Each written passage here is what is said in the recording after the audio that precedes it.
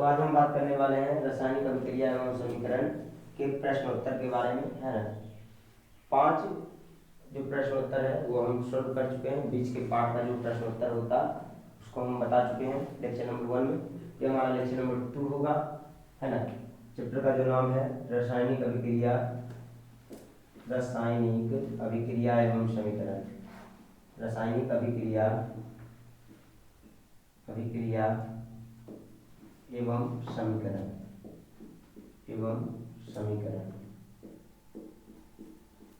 Question है कि 5वां, ये छठा क्वेश्चन होगा हमारा। छठा क्वेश्चन होगा हमारा कि जब लोहे की कील को कॉपर सल्फेट के विलयन में डाला जाता है ना, तो उस विलयन का रंग में परिवर्तन होता है। तो कौन सा रंग में परिवर्तन होता है? मतलब कहने का अर्थ है कि जब लोहे को, मतलब फेरस को, है ना, लोहे की कील को, है ना, कॉपर सल्फेट के विलयन में डाला जाता है तो कॉपर सल्फेट का रंग में क्या परिवर्तन होता है। ठीक है, तो क्वेश्चन इस प्रकार है कि जब लोहे के कील को, है ना, लोहे के कील को कॉपर सल्फेट के विलयन में, है, कॉपर सल्फेट के विलयन में, सल्फेट के विलयन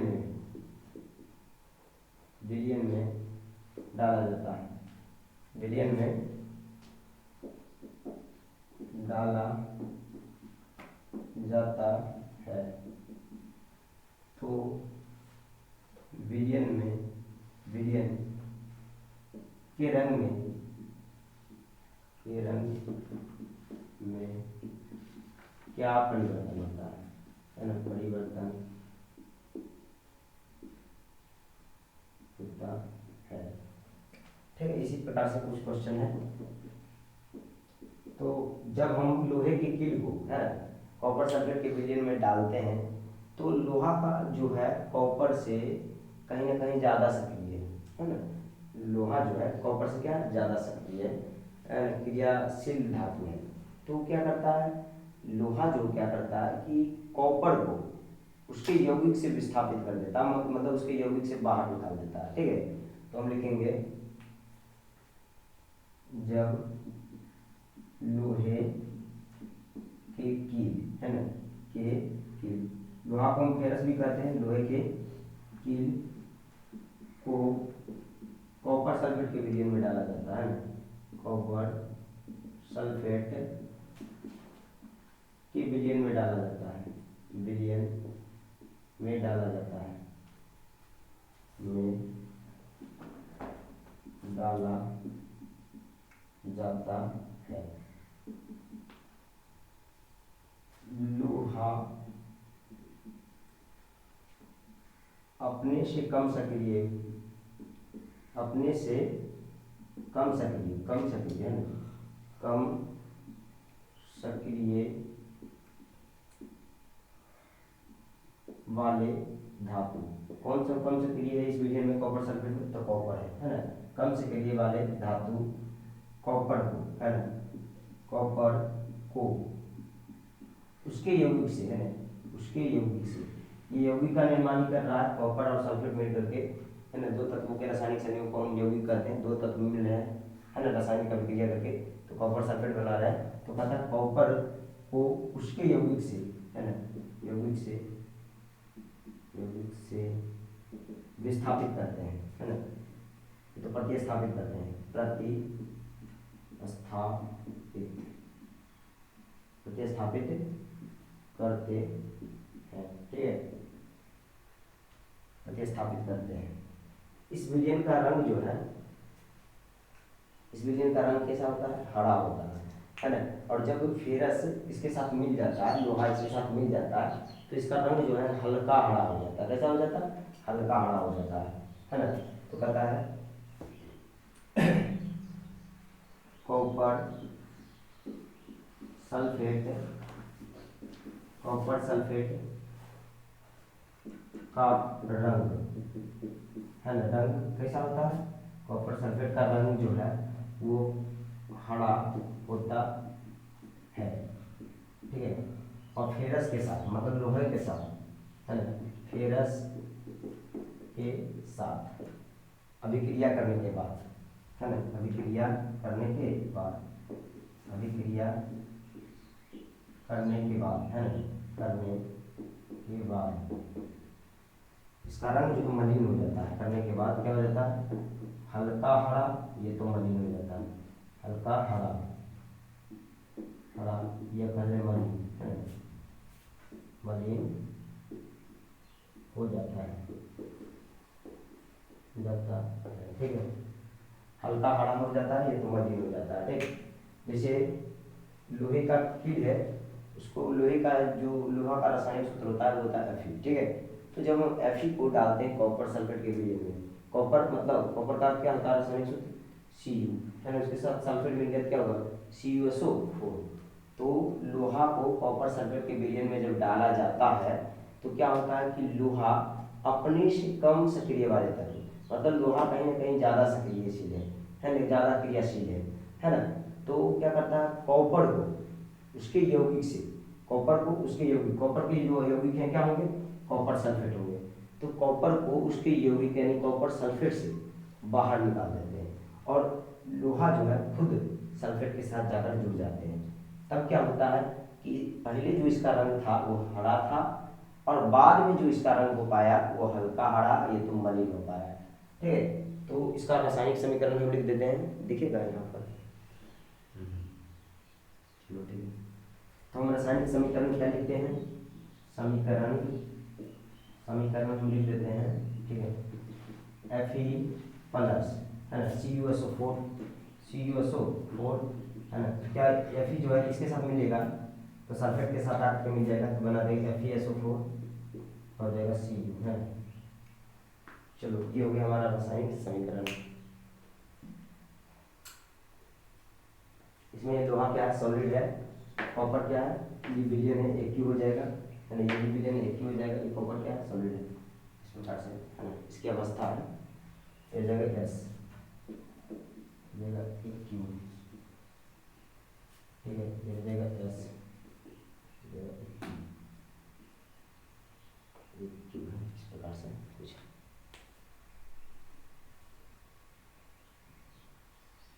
चलो नेक्स्ट को जो क्वेश्चन है,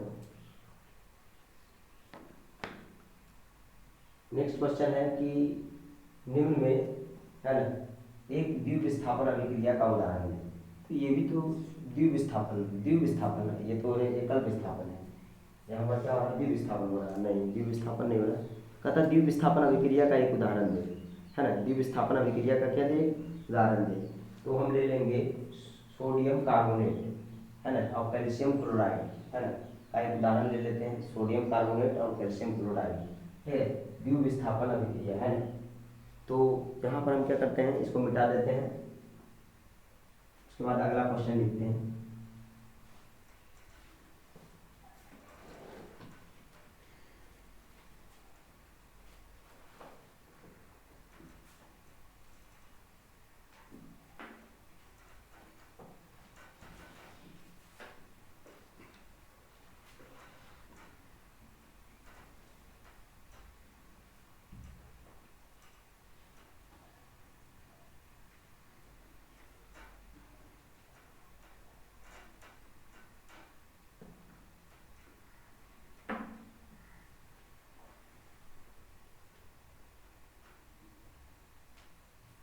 तो कहता है द्विविस्थापन, निम्न में द्विविस्थापन अभिक्रिया का उदाहरण है, निम्न में द्विविस्थापन अभिक्रिया का उदाहरण है,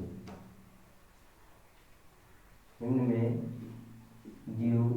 द्विविस्थापन विस्थापन अभिक्रिया का उदाहरण है, अभिक्रिया का उदाहरण है ना, उदाहरण दे, ठीक है, उदाहरण दे। तो हम ले लेते हैं सोडियम, उत्तर में जो हो जाएगा इधर देखो ध्यान से, sodium carbonate, sodium carbonate, sodium carbonate, ठीक है, सोडियम कार्बोनेट, और क्या ले लेते हैं कैल्शियम क्लोराइड, है ना, calcium chloride, calcium chloride, chloride है ना, जिसमें क्लोरीन मिला हुआ, क्लोराइड, ठीक है, कैल्शियम क्लोराइड। तो वो क्या बना देगा, वो बना देगा सोडियम जो है, सोडियम सोडियम चला जाएगा क्लोरीन के साथ, है ना, NaCl का निर्माण कर देगा, और कार्बोनेट कैल्शियम जो है चला जाएगा कार्बोनेट के साथ।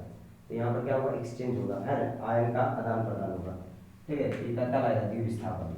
उसके बाद ये बना देगा सोडियम क्लोराइड, है ना, सोडियम क्लोराइड, क्लोराइड प्लस ये क्या बना देगा कैल्शियम, है ना, कैल्शियम, कैल्शियम क्या बना देगा कार्बोनेट, कार्बोनेट, कैल्शियम कार्बोनेट, है ना, सोडियम क्लोराइड, मतलब क्या हो जाएगा Na, पूरा समीकरण को लिखते हैं सोल्यूशन फिर से, है ना, इसके सांकेतिक रूप में लिखते हैं इसको सांकेतिक रूप में। तो सोडियम मतलब Na, कार्बोनेट मतलब CO3, है ना, कार्बोनेट की पहचान होता है कि CO3 होता है, कैल्शियम और ऑक्सीजन के मिश्रण को, अधिक कार्बन और ऑक्सीजन के मिश्रण को हम कहते हैं कार्बोनेट, है ना। चलो मिश्रण नहीं कर सकते, रासायनिक मिश्रण नहीं कर सकते, है ना। चलो अब क्या है कैल्शियम, कैल्शियम क्लोराइड, है ना, तो CaCl2, ठीक है, CaCl2, है ना, और ये क्या हो जाएगा, क्या बना देगा सोडियम क्लोराइड, है ना, सोडियम क्लोराइड मतलब NaCl बनाएगा, NaCl, है ना, NaCl, ठीक है, और क्या बना देगा calcium carbonate, calcium carbonate CaCO3, ठीक है, ये संतुलित है ना, NaCl, ठीक है, Na एक है तो Na एक है, ठीक है, और Cl2 है तो Cl1 है, यहाँ देखते हैं 2, तो Na भी हो जाएगा यहाँ 2, ठीक है, तो कार्बोनेट कितना हो जाएगा बाबू 6 ना, कार्बोनेट हो जाएगा 6, तो हो जाएगा कार्बोनेट, वहाँ भी अगर हम दे देते हैं 2 तो हो जाएगा 6, कैल्शियम भी ना यहाँ भी देना होगा, ये संतुलित नहीं रासायनिक संयुग्म, अच्छा Na2 होगा यहाँ, यहाँ है Na2 CO3, अब हो गया संतुलित, है ना, Na2 यहाँ दे देंगे इस प्रकार से, तो क्या हो गया रासायनिक समीकरण संतुलित होगा, कार्बोनेट तो 3 होता है, इधर भी है कार्बोनेट, ये तो 3 होगा ही, Na2 हो गया यहाँ से, Na2 हो गया यहाँ से, Cl2 हो गया यहाँ से, ठीक है, Cl2 यहाँ से, ठीक है, Ca अकेला है, Ca अकेला है, ठीक है। चलो ये हो गया द्विविस्थापन अभिक्रिया का उदाहरण। चलो अब कहता है कि निम्न अभिक्रिया में उपचयित तथा अपचयित पदार्थों की पहचान करें। उपचयन को कहाँ हो रहा है और अपचयन कहाँ हो रहा है, मतलब कुल मिलाकर के यहाँ पर जो है रेडॉक्स अभिक्रिया हो रहा है, ठीक है, इसको हम मिटा लेते हैं, उसके बाद क्वेश्चन लिखते हैं।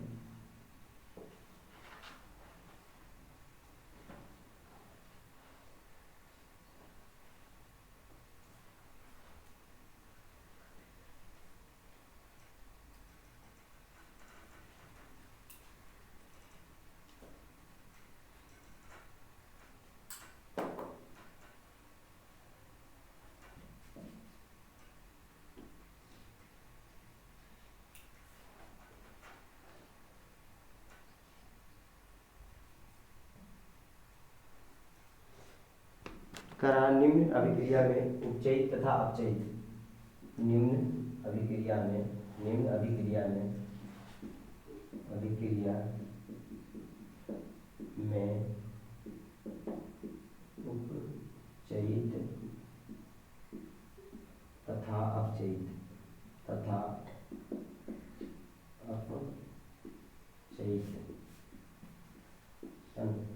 की पहचान करें, मतलब उपचयन, यहाँ पर उपचयन कौन किसका हो रहा है और अपचयन किसका हो रहा है, पदार्थों की पहचान करें, है ना, पदार्थों की पहचान करें, है ना, पहचान करें, ठीक है, पहचान करें। तो क्या दे रखा है, पहला है Na प्लस, है ना, Na प्लस O2, है ना, 4Na plus O2, Na plus O2, है ना, तो ये बना देगा 2Na2O, है ना, ठीक है, Na प्लस O2 क्या बना देगा सोडियम ऑक्साइड, है ना, सोडियम ऑक्साइड, ठीक है। Na का क्या होगा सोडियम, O का क्या होगा ऑक्सीजन, तो मिलकर क्या बनाएगा सोडियम ऑक्साइड।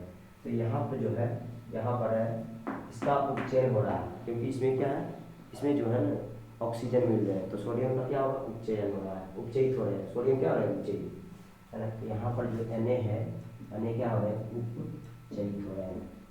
उसके विपरीत ऑक्सीजन क्या होंगे, ऑक्सीजन जो होंगे वो अपचयित हो रहे हैं, क्या हो रहे हैं अपचयित हो रहे हैं। ठीक है, ऑक्सीजन का मिल रहा है, ऑक्सीजन इसके साथ मिल रहा है ना, ऑक्सीजन यहाँ से हट रहा है, तो यहाँ पर O2 का क्या हो जाएगा अपचयन हो जाएगा।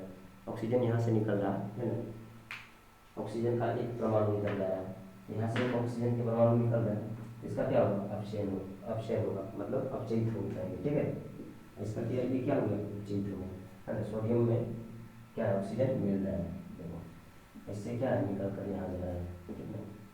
अपचयन और उपचयन अभिक्रिया दोनों बड़ा, जिसको हम कहेंगे रिडॉक्स अभिक्रिया। क्या कहेंगे रिडॉक्स अभिक्रिया। उसके बाद जो अगला समीकरण है वो है CuO मतलब करने का अर्थ कॉपर ऑक्साइड और H2, है ना।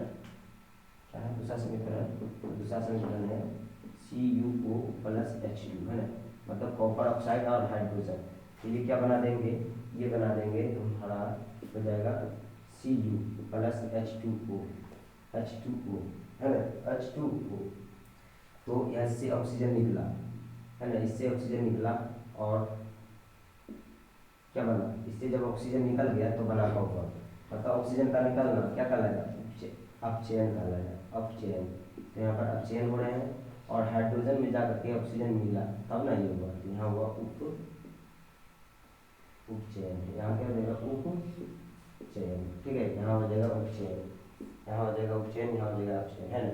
तो कहने का अर्थ है यहाँ ये क्या हो गए, ये हो गए अपचयी, अपचयी,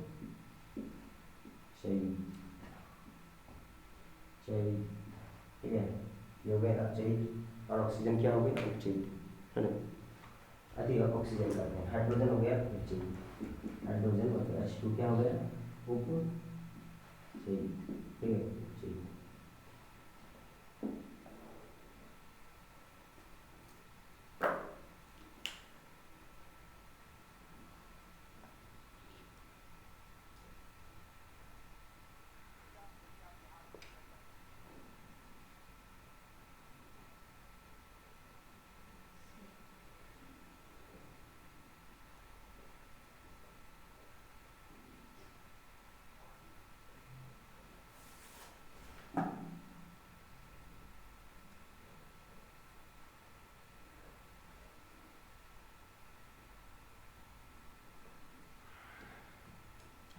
जो है अभ्यास के पाठ का हम सॉल्यूशन करेंगे, जो अभ्यास के पाठ के पीछे होता है, ठीक है, उसका हम प्रश्न उत्तर करेंगे।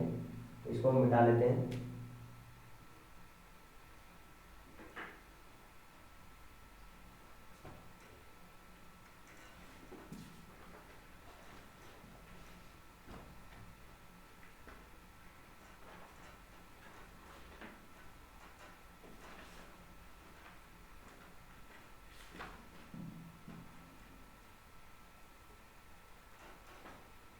अगला जो क्वेश्चन है कि रासायनिक समीकरण क्या है और रासायनिक समीकरण को हम संतुलित क्यों करते हैं। तो रासायनिक समीकरण क्या है, किसी भी रासायनिक अभिक्रिया को, है ना, जिस पद में हम व्यक्त करते हैं वो रासायनिक समीकरण कहलाता है। इस पद में व्यक्त करते हैं तो एक तरफ हम लिखते हैं बाई ओर, एक तरफ लिखते हैं दाईं ओर, और बाई ओर और दाईं ओर आपस में क्या होते हैं बराबर होते हैं, एक तरफ अभिकारक होते हैं और एक तरफ क्या होते हैं उत्पाद होते हैं। और रासायनिक समीकरण को हम संतुलित क्यों करते हैं, क्योंकि कहा जाता है परमाणु संरक्षण का नियम कि ना तो आवेश अधिक, ना तो परमाणु को नष्ट किया जा सकता है, ना तो परमाणु को बनाया जा सकता है। इसीलिए हम क्या करते हैं, अभिकारक और उत्पाद ये जो परमाणु की संख्या है दोनों को आपस में क्या करते हैं बराबर करते हैं, संतुलित करते हैं। ठीक है, तो ये हो गया हमारा क्वेश्चन। कहता रासायनिक समीकरण क्या है, रासायनिक समीकरण क्या है ना।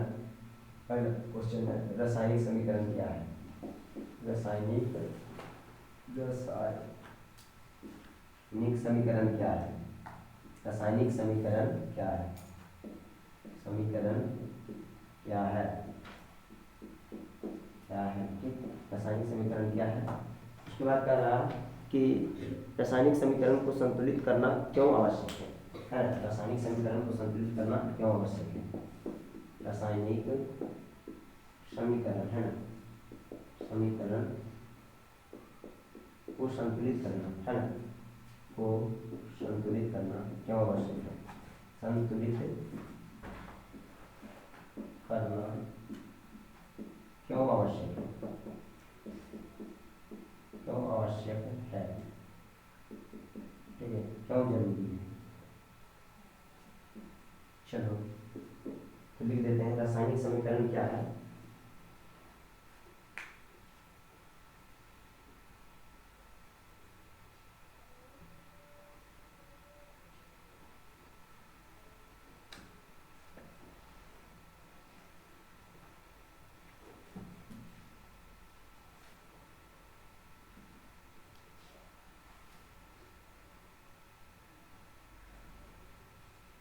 तो क्वेश्चन है कि संतुलित रासायनिक समीकरण क्या है? संतुलित रासायनिक समीकरण, संतुलित रासायनिक समीकरण क्या है? संतुलित यहाँ पर समीकरण,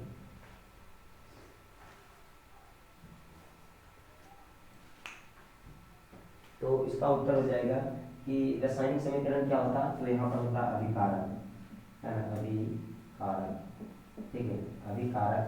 और फिर क्या होते हैं? प्लस में अभिकारक, अभिकारक, ठीक है।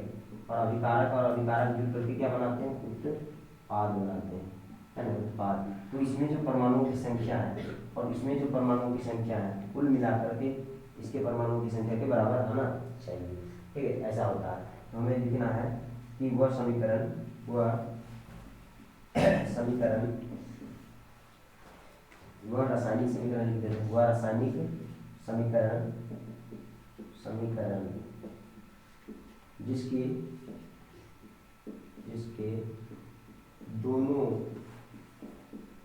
और के तत्वों की परमाणु संख्या, तत्वों की परमाणु संख्या, है ना, तत्वों की परमाणु संख्या बराबर हो। क्या बराबर हो? वो क्या करेंगे? रासायनिक समीकरण, संतुलित रासायनिक समीकरण करेंगे, है ना, बराबर हो। उसे क्या कहते हैं? उसे संतुलित, मतलब पहले से बराबर है, पहले से बैलेंस, है ना, संतुलित रासायनिक समीकरण कहते हैं, रासायनिक समीकरण कहते हैं, समीकरण कहते हैं। अब अगला प्रश्न है इसी में से कि रासायनिक समीकरण को संतुलित करना क्यों आवश्यक है ना, रासायनिक समीकरण को संतुलित करना क्यों आवश्यक है? तो द्रव्यमान संरक्षण के नियम के अनुसार से, है ना तो परमाणु को नष्ट किया जा सकता है, ना तो बनाया जा सकता है ना। द्रव्यमान संरक्षण के नियम के अनुसार, द्रव्यमान संरक्षण के नियम के अनुसार, है ना, नियम के अनुसार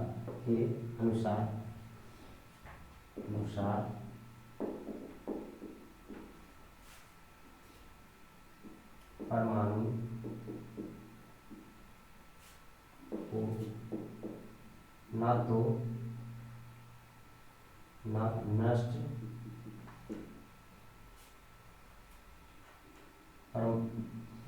संरक्षण के नियम के अनुसार परमाणु को ना तो नष्ट या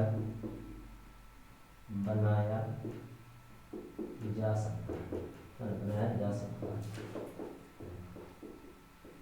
ठीक है। तथा द्रव्यमान संरक्षण के नियम के अनुसार परमाणु को ना नष्ट या बनाया जा सकता है, ना तो नष्ट किया जा सकता है, ना तो बनाया जा सकता है, ठीक है। इसीलिए क्या करते हैं? रासायनिक समीकरण को संतुलित करना अति आवश्यक है ना।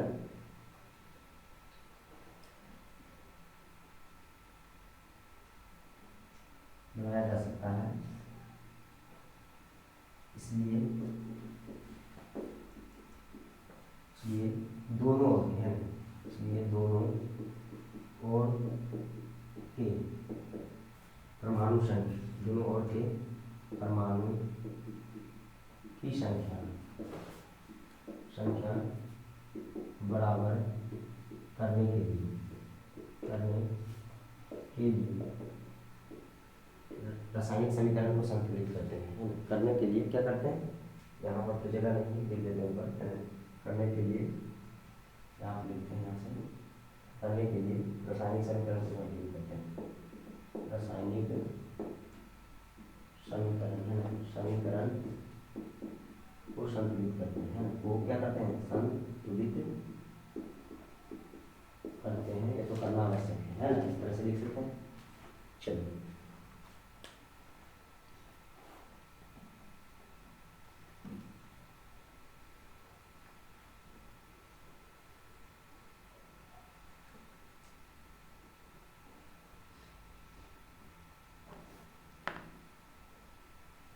क्वेश्चन नंबर 2 जो है उसमें कह रहा है रासायनिक समीकरण को संतुलित करें, है ना। कुछ रासायनिक समीकरण दिया है, उसको हमें क्या करना है, संतुलित करना है।